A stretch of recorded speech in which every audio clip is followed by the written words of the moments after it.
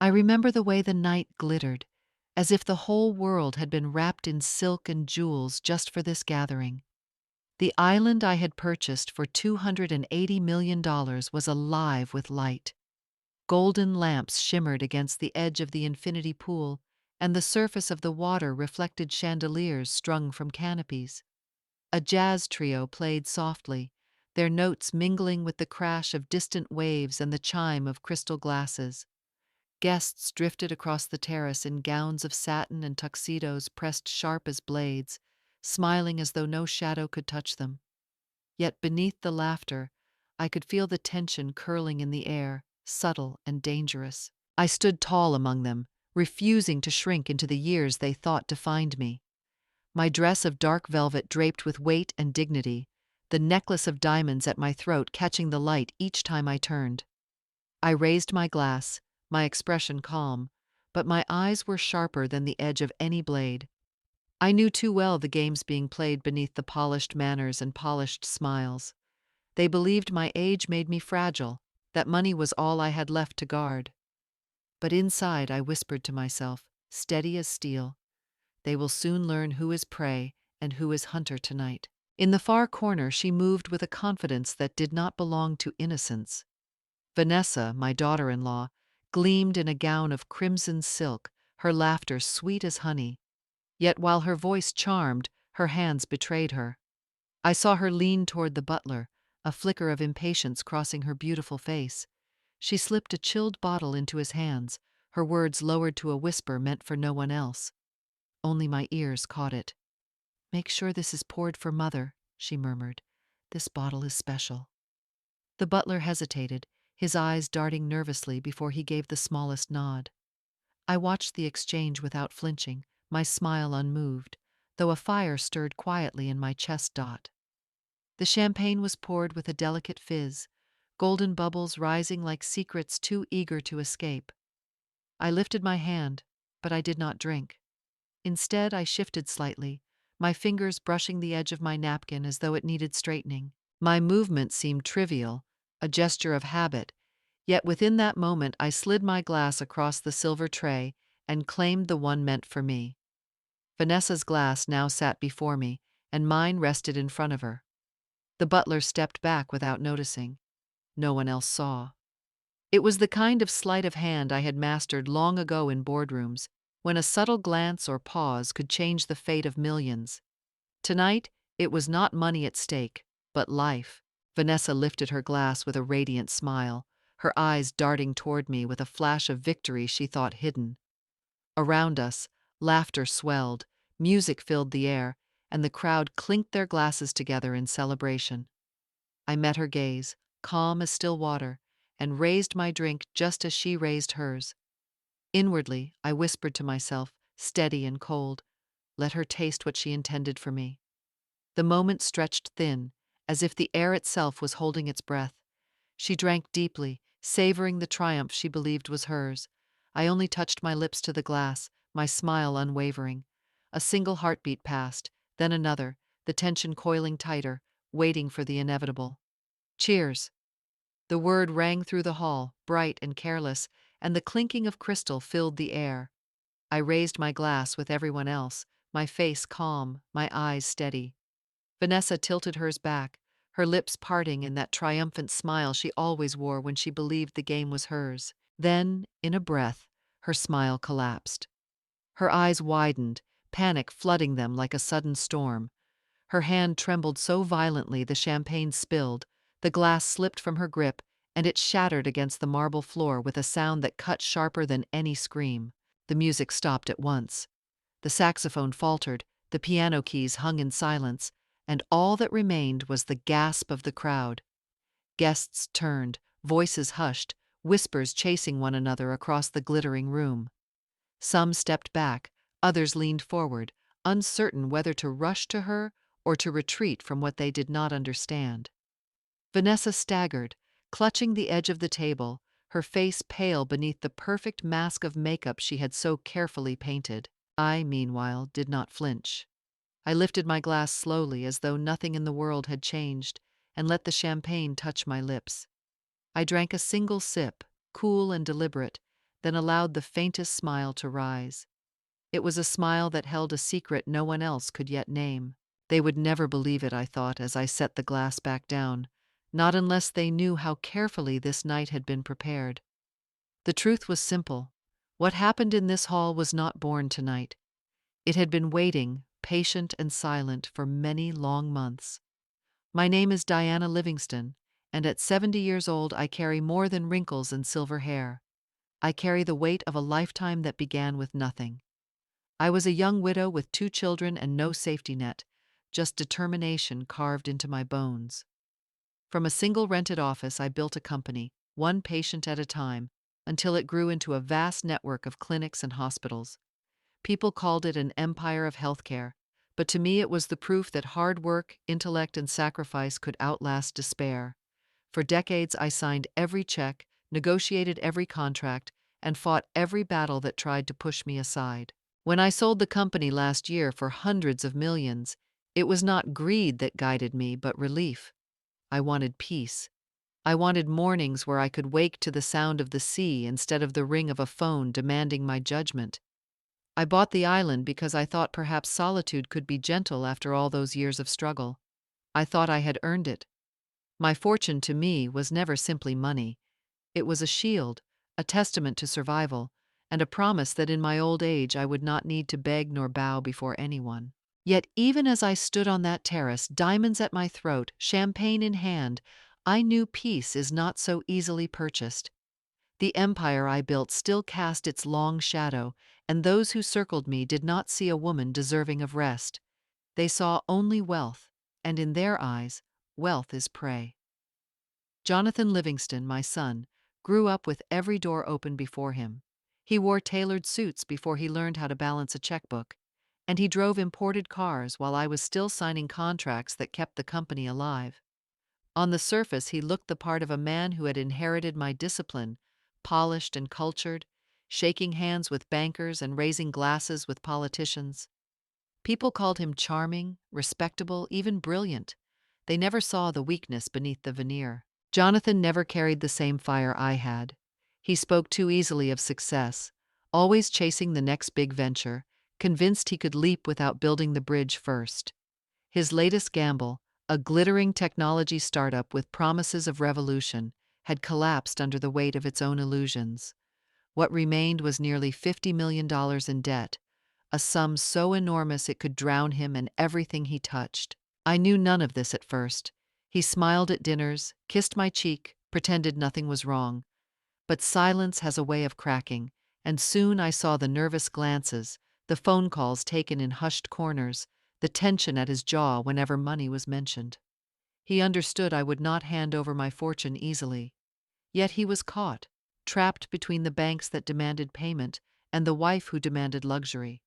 And in that cage of debt and vanity, my son became something far more dangerous than careless. He became a bridge, a passage for his wife's ambitions to reach me. Vanessa Livingston entered our family with a smile polished like a diamond and eyes that knew how to calculate every glance. She was born into a world of limits, and marriage to Jonathan became her ladder into the life she believed she deserved. At 30, she looked every inch the society wife, sleek hair, designer gowns, and the kind of beauty that drew attention even in a room full of jewels. But her true power lived not in the dining halls of the elite, but in the endless glow of screens. 200,000 strangers watched her curated life online, admiring her trips to Paris, her handbags gleaming with logos, her champagne toasts in hotel penthouses. The problem was that her real life could not sustain the fantasy. What began as taste became obsession. Every post had to outshine the last. Every season demanded new dresses. Every trip had to seem more lavish than the one before. She pressed Jonathan into debt with a soft voice and a sharp hand, convincing him that image mattered more than truth. To the family she seemed attentive, offering smiles and compliments, managing introductions with grace. A perfect daughter-in-law, they whispered, one who knew how to charm. Yet behind the doors she thought closed, I saw what others missed. The flicker of disdain when she looked at me, the curl of her lip when money was discussed, the hunger in her eyes when the topic of inheritance rose. Vanessa did not see me as a mother, nor even as a person. In her eyes, I was an obstacle wrapped in diamonds, a vault that had not yet been forced open, and she would not stop until it was. I remember the night the truth slipped through the cracks. I had been walking down the marble hallway of the estate, the sound of my heels softened by the carpet runner. A light glowed faintly from the sitting room, and as I drew closer, I heard Vanessa's voice, lowered but sharp with intent. I froze, keeping to the shadows, and let her words fall clear into the silence. If she dies early, everything comes to us. The debt will vanish in a single night. Jonathan only needs to be patient a little longer. Her tone was smooth, casual, as if she were discussing the weather, but each word sliced through me like glass. I stood in the dark, my breath caught in my chest, the weight of my necklace pressing against my skin. My hand rose to the pearls at my throat, clutching them until they bit into my palm. For a moment, a tremor rippled through me, not from fear, but from the realization that the danger I sensed was no longer imagined. It had a voice, and it wore the face of the woman who sat at my table every night. But I did not step into the light, and I did not speak. Slowly I steadied myself, my pulse cooling to a slow, deliberate rhythm. My eyes, once shaken, hardened into ice. Vanessa ended her call with a laugh, confident and unaware, and I turned silently back down the corridor. The truth had shown itself, but for now I would carry it alone. Better to wait, to watch, to let the mask slip again. Only then would she understand what it meant to underestimate me. I had thought old age would grant me peace, yet inside my own house, greed had already found a spark. One evening, as I prepared for bed, I reached for the small amber bottle on my nightstand. The pills inside rattled with a sound too light, too empty. I frowned, counting quickly, and realized several were missing. Had I taken them in restless nights and forgotten? The thought slipped through me like a shadow, but suspicion lingered in my chest. I placed the bottle back, my hand pausing just a moment longer than usual. The next afternoon I walked into Jonathan's study to leave a note. Papers lay scattered across his desk, the mess of a man who pretended at control. Among them I noticed an envelope stamped with the bank's seal. Curiosity and dread pulled me closer. The numbers leapt from the page, tens of millions owed, deadlines pressing closer like a tightening noose. My breath stilled, my fingers cold against the paper. I replaced it carefully, my mind turning faster than my pulse. That evening, I asked Jonathan lightly about his business. He smiled too quickly, the lines around his mouth stiff. "Only a small investment. Nothing to trouble you, mother." He waved it off as if money of that scale were a trifle. I said nothing, only nodded, but my doubts deepened. A missing bottle, a hidden debt, a son who looked away when truth pressed near. I felt the walls of my home grow narrower, the air heavier, as if secrets themselves had weight. The morning sun streamed across the dining room, gilding the silverware and porcelain plates with a false warmth. Vanessa sat opposite me, her crimson lips curved into a smile that would have convinced anyone who didn't know better. She stirred her coffee slowly, the tiny spoon tapping the cup in rhythm with her voice. "Mother," she said sweetly, "you should enjoy yourself now. Let us shoulder the responsibilities.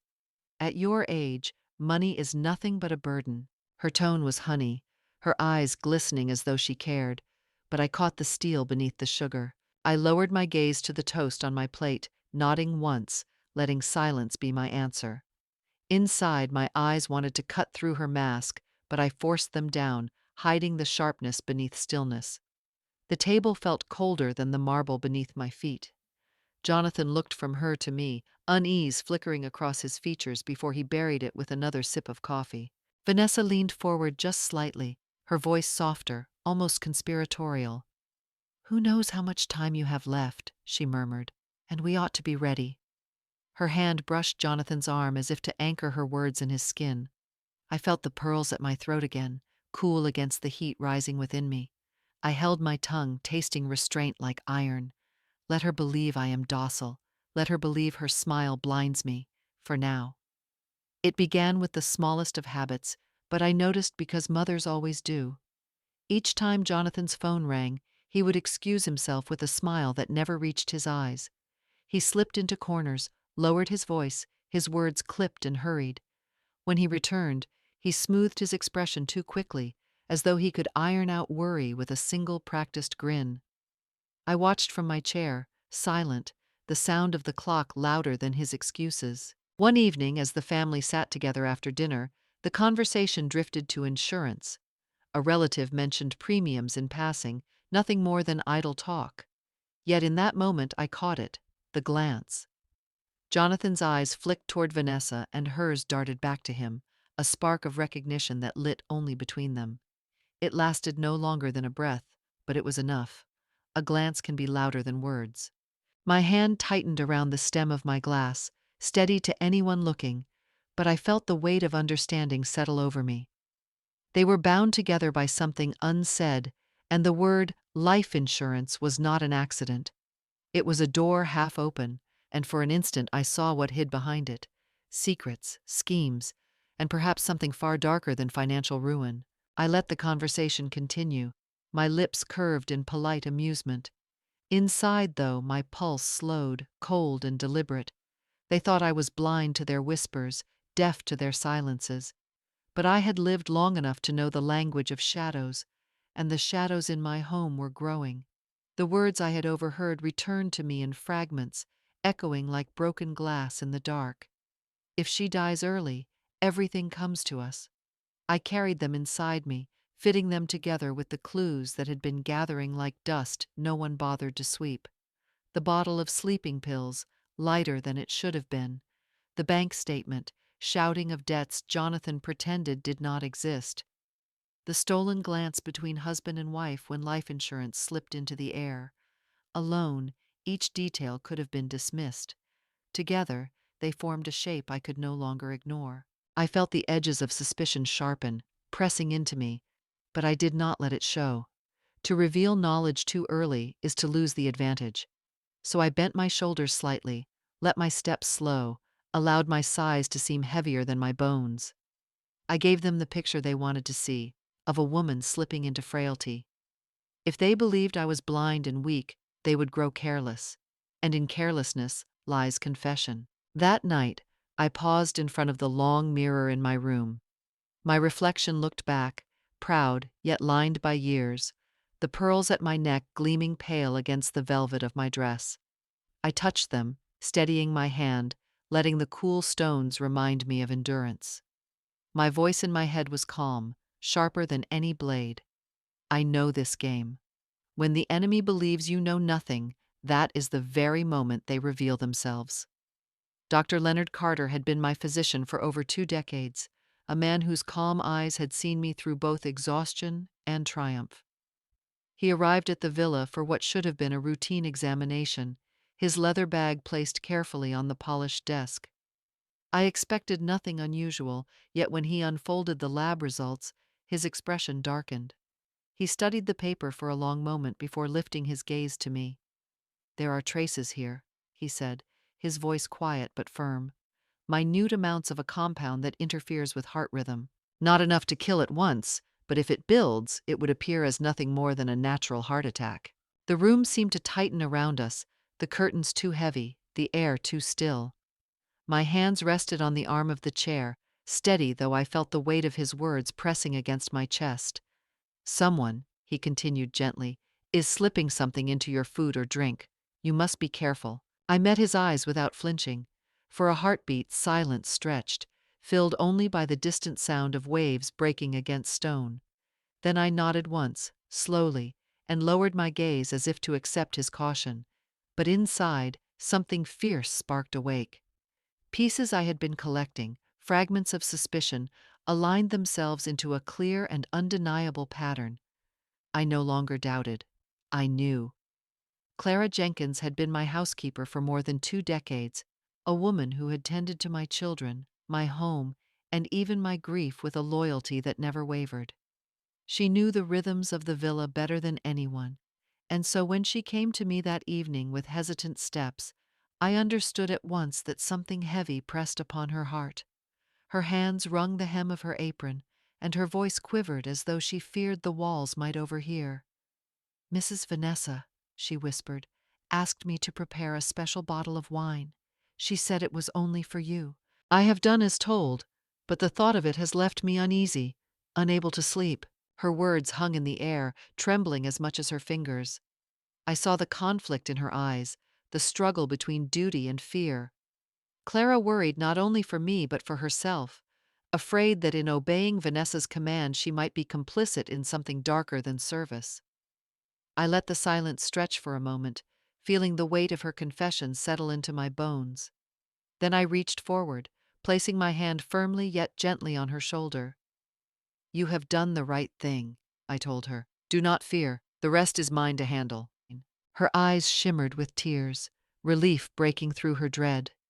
She nodded, quick and grateful, as though eager to lay down the burden she had carried alone. I held her gaze, steady as iron, until she understood that she was safe. In that instant, Clara gave me the final piece of a puzzle I had been fitting together for weeks. There was no longer doubt, only certainty. And with certainty, I could begin to plan my strike. I descended the narrow steps into the wine cellar, the cool air wrapping around me like a secret. The faint glow of a single lamp lit the rows of bottles stacked neatly against stone walls. My eyes moved slowly, scanning until they settled on one that stood out. A golden shimmer caught the light, and there it was, the champagne Vanessa had marked with a discreet label at its base. I reached for it, lifting the bottle into the glow. The glass felt icy in my hand, heavier than it should, as though it carried the weight of her ambition. I tilted it carefully, examining the foil that covered the cork. At first glance it seemed untouched, but as I traced it with my finger, I felt the flaw. The seal had been lifted and pressed down again, so skillfully that only someone searching would notice.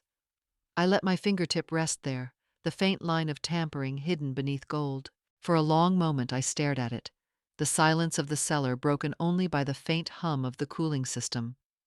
This was not just wine, it was intention poured into glass, a promise of how far she was willing to go. I touched the cold surface once more, and the corner of my mouth curled into a smile that carried no warmth. The game she thought she played in secret was now laid bare in my hands. I sat alone in the study, the weight of silence pressing heavier than the velvet drapes drawn across the windows. A single lamp cast a circle of amber light over the desk, glinting against the crystal glass I turned slowly in my hands. The wine swirled lazily, catching fragments of the room as though it, too, held secrets. So all the sweetness was only a mask, I thought, my voice sharp inside my own head. They believe my age makes me fragile, easy to erase like a note scratched from a ledger. But I have not survived to this day by being naive. I leaned back, the chair creaking softly, my eyes narrowing at the thought of their whispers and stolen glances. Rage simmered, not wild but contained, the way fire is strongest when it burns steady. I could expose them now, call the police, scatter their schemes before they could take root. But that would only end the game too soon. Better to let them believe they are winning, to let their confidence grow fat and careless. Only then would their downfall carry the weight it deserved.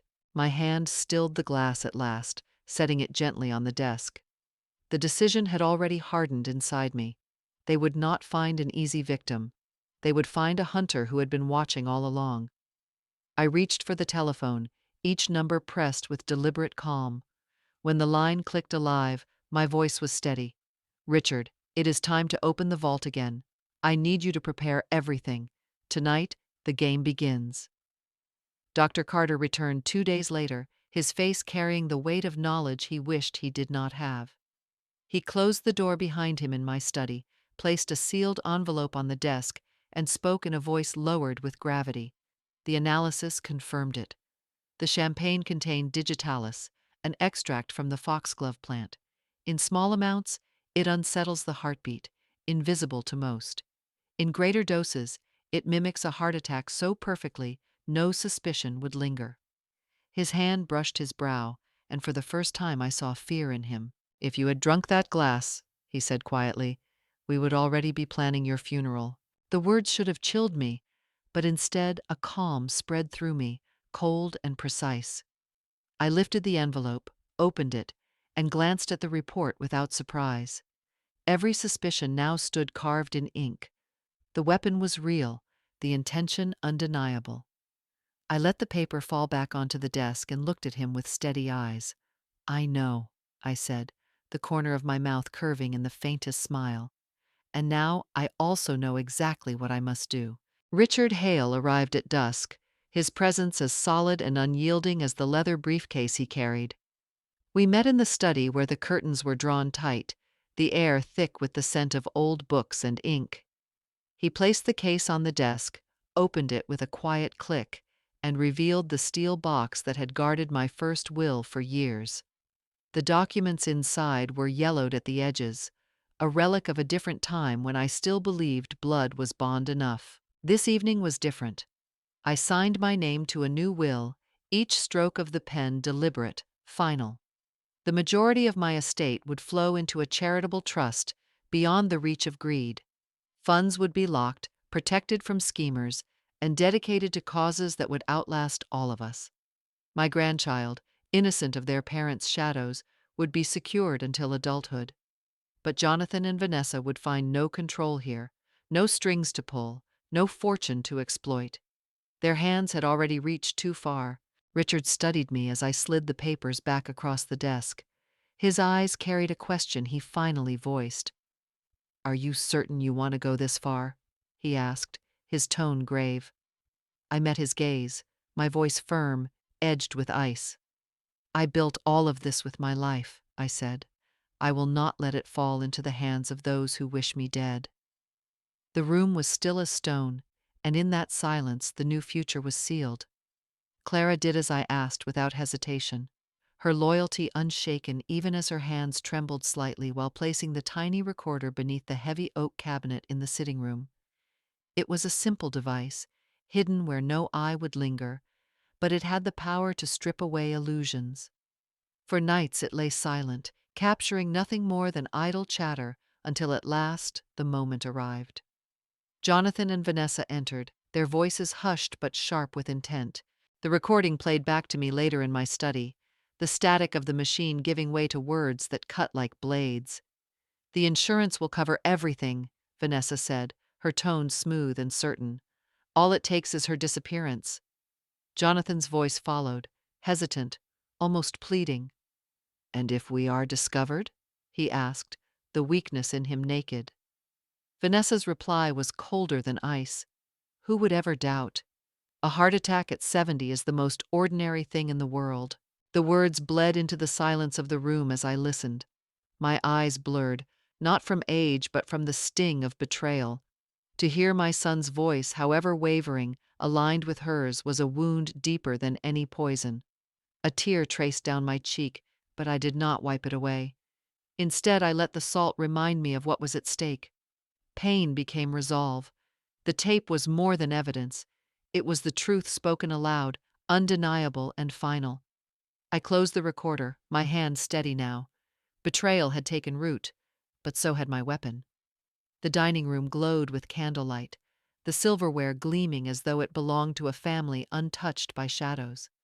I let my shoulders sag, my breath heavier than the years themselves, and lowered my fork with a sigh. "Perhaps it is time I rewrite my will," I murmured, letting the words fall softly as if they came from weakness. "My health is not what it once was. I may not have much longer." The effect was immediate. Vanessa's eyes lit with a spark she tried to disguise as tenderness. She reached across the table, her voice sweet, dripping with false devotion. "Oh, Mother, yes, you should let us take care of these things soon, so you will not have to worry any more." Her hand brushed Jonathan's, a signal as much as a comfort. The performance was flawless to anyone who did not know her heart. Jonathan kept his head bowed, silent, his fork untouched. Yet his silence spoke more than any words could. He was complicit in his stillness, an accomplice by choosing not to resist. Watching him tore at something deep inside me, a grief colder than betrayal itself. I forced a faint smile, the kind a tired woman might give when leaning on her children. Inside, my chest ached, not only with pain but with resolve. They believed they saw me fading, fragile and ready to surrender. Let them believe it. I called Richard once more, my voice low and deliberate across the line. "Tomorrow night be ready to attend the family celebration," I told him. "I will need you, and the law itself." When I set the receiver down, I moved to the window where the horizon burned with the last glow of sunset. The light brushed against my face, gilding the lines time had etched there. "They think I am old," I whispered to myself, "but only a fool believes age robs me of wit. This game, I will end it." The following evening, the island shone as if staged for a magazine cover. Lanterns swayed in the breeze, the infinity pool shimmered like liquid glass, and elegant music drifted into the warm night. Guests in gowns and tuxedos mingled, their laughter carrying just far enough to be caught by the press waiting at the gates. At the center of it all, Jonathan and Vanessa stood hand in hand, the portrait of devotion. He brushed a crumb from her sleeve, she adjusted his tie, both playing their roles as if they were actors in a play too polished to be real. They flanked me with smiles, guiding me toward the head of the table, voices syrupy with affection. Vanessa leaned closer, her eyes glinting like cut glass. "Mother, I think tonight is the perfect time for you to share your plans for the future of the estate, so everyone may rest assured." Jonathan cleared his throat, echoing her with strained bravado. "Yes, Mother. Perhaps you could announce the will now. Families should be clear." Their words were sweetened with false care, but to me, they tasted of poison. I rose from my chair with deliberate grace, letting the rustle of velvet announce my presence before I spoke. My spine was straight, my chin lifted, and in my hand I held a crystal flute that caught the light like a blade. "Indeed," I said, my voice carrying easily across the terrace, "tonight is the perfect night to speak of truth." Conversation around the table died at once. Forks lowered, glasses stilled. Every eye turned to me, expectant, some curious, some nervous. Vanessa's smile widened, polished and gleaming, as though she believed the prize was already hers.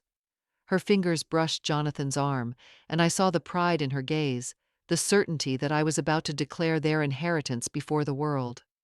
She leaned forward, lips parted in anticipation, a queen awaiting her crown. I lifted the glass slightly, then tapped it gently with my ring.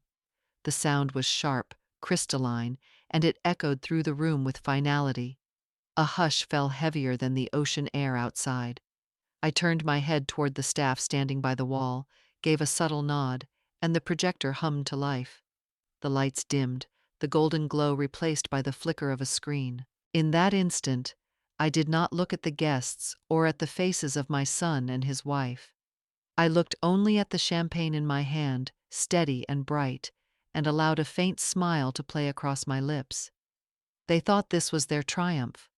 They did not know they were moments away from exposure. The screen flickered to life, filling the hall with voices that no one expected to hear in such a place.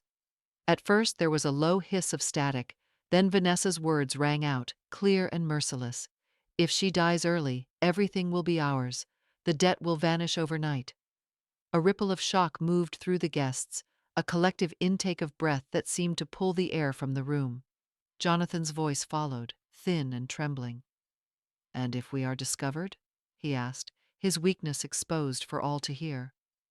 Then came Vanessa again, colder than the marble beneath our feet. Who would ever doubt? A heart attack at 70 is the most ordinary thing. The silence that followed was heavy, suffocating. Forks clattered onto plates, glasses stilled halfway to lips. I could hear the whispers rising like wind in a storm, fragments of disbelief and judgment echoing across the grand hall. Some guests covered their mouths, others leaned close to one another, their eyes wide, unwilling to believe but unable to look away. I turned my gaze slowly to Jonathan and Vanessa. My son's face had drained of color, his lips pressed into a thin, desperate line. Beside him, Vanessa sat rigid, her hand gripping the fabric of her gown so tightly her knuckles whitened. The sparkle of triumph that had lit her eyes moments before was gone. replaced by the raw glare of fear. The truth had stepped into the light, and there was no curtain left to hide behind. From the back of the hall came the firm sound of footsteps, steady and unhurried. Richard Hale emerged from the rows of guests, his gray suit pressed sharp, his presence radiating the weight of law. He carried a folder in his hand, and when he reached the long dining table, he placed it squarely on the polished wood. His voice rang clear, carrying the authority of the courtroom into the glittering chaos of the party.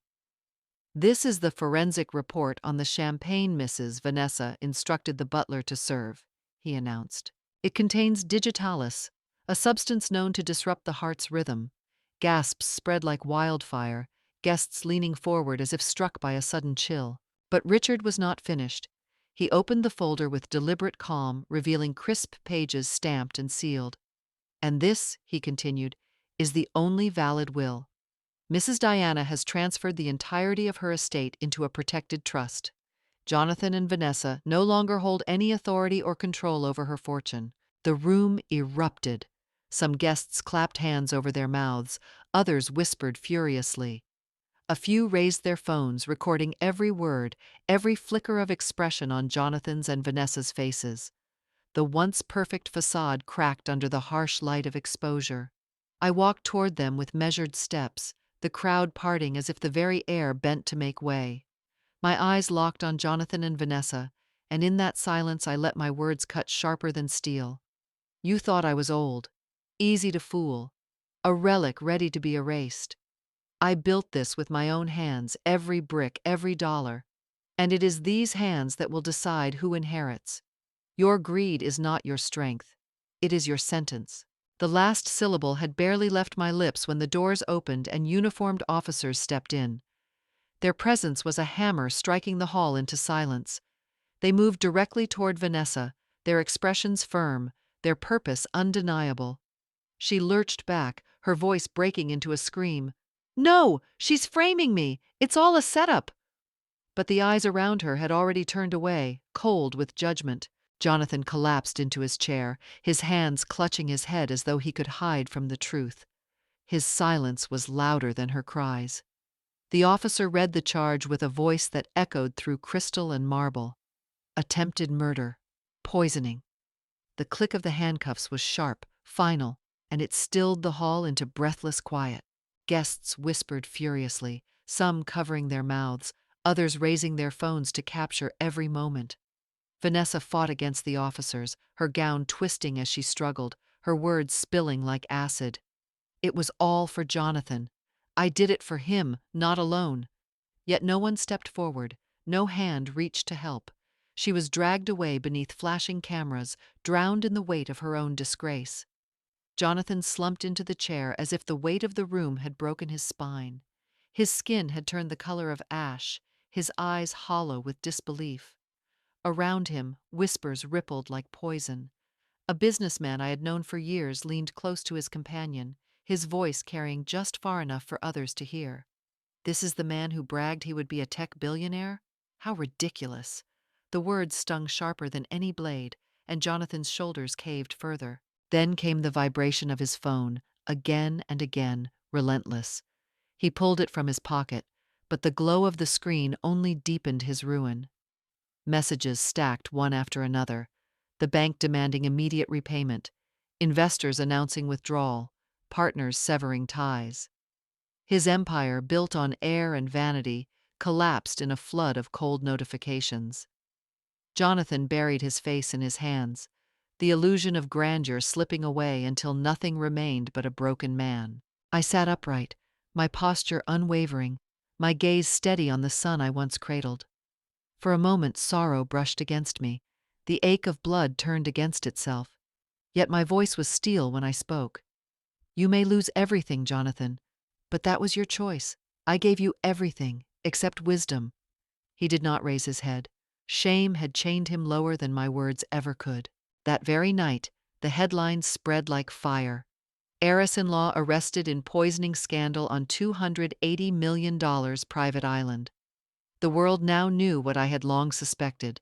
Greed is a noose, and it never spares the necks that slip inside it. After the storm of voices and flashing cameras, the island fell into quiet. Night spread its cloak across the sea, and one by one the guests departed, their laughter replaced by the hum of departing boats. I remained behind, alone on the balcony of the villa, the salt wind brushing against my face. In my hand, a glass of red wine caught the last embers of the sunset, painting my features in shades of fire and shadow. The ocean rolled steady and endless below, its rhythm a sharp contrast to the chaos that had shattered the evening. I lifted my gaze to the horizon, and my thoughts spoke louder than my voice. I have guarded my honor. I have protected the legacy I built with my life. I stopped them from turning it all into ashes. Yet why does my heart still feel so heavy? Perhaps victory does not always mean happiness. For a fleeting second, I saw Jonathan's bowed head, Vanessa's furious eyes, both swallowed by their own ruin.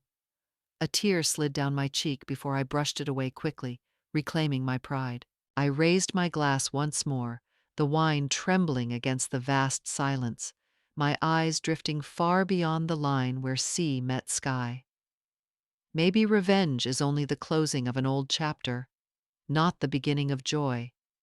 So where truly does happiness lie? And if this story touched you, pause for a moment and look back at your own path. We have all known hurt, we have all been dismissed, yet dignity, wisdom, and self-respect, those are the treasures that endure. Share this tale with someone who needs to remember that justice is possible and that renewal is always within reach.